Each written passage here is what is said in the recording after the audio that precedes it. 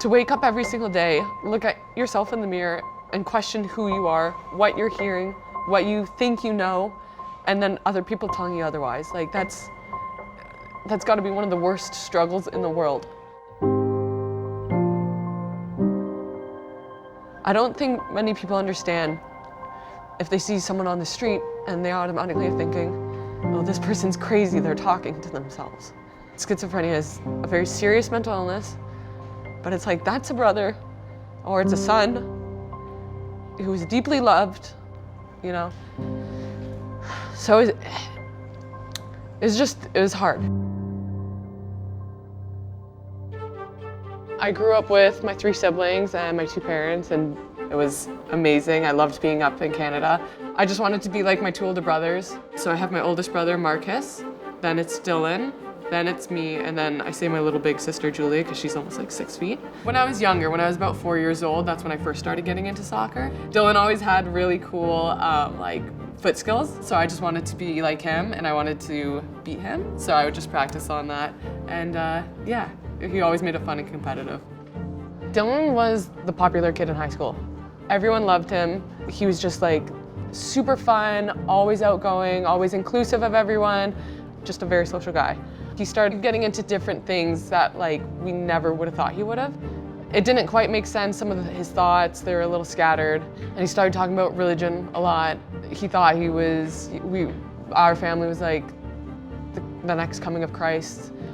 And it just started going like an interesting turn. My brother was treating himself with the medication, but it was counterintuitive because he was also getting into drugs as a way to quiet the voices in his head. Our family knew he was self-medicating with not just weed, but hard drugs. And it was hard because he knew that they weren't good. But for him to get that little bit of relief. Again, I don't condone drugs by any means, but I can understand why he would do what he did. But yeah, my family knew, I mean, we tried everything. So I think if other people could come to understand that schizophrenia is a very serious mental illness, but one that also requires more attention to, more support, I think the world would be a better place. And that's not just in the case of schizophrenia, but all mental illnesses. I get a knock on my door and I open it up and it's Marcus and Julia. And I was like, hey guys, like, come on in, what a nice surprise. And their face, I was just like, instantly I knew then, I was like, it's Dylan.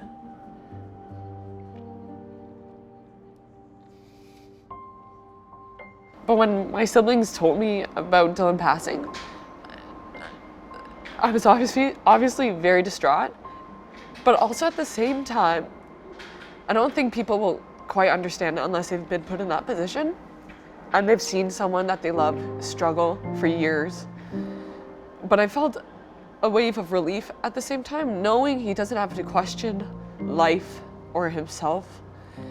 So it was nice to know he's at rest.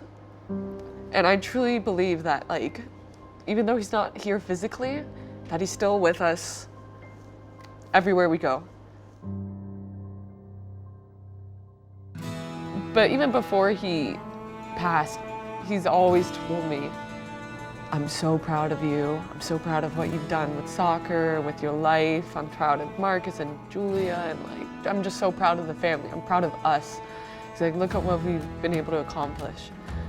And he would say, oh, you know, I haven't done so much with my life, Victoria, but like, look at you. And I remember, I'm like, Dylan, I am where I am because of you.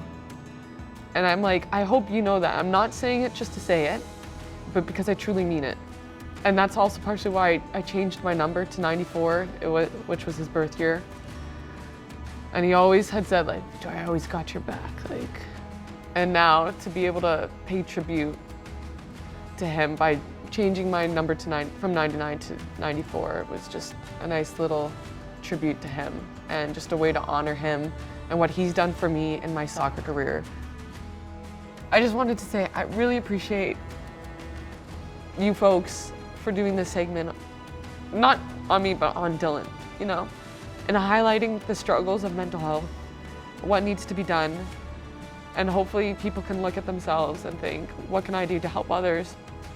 But also being able to have the strength to look at themselves and say, if I need help, I can go out and get some, because there are resources.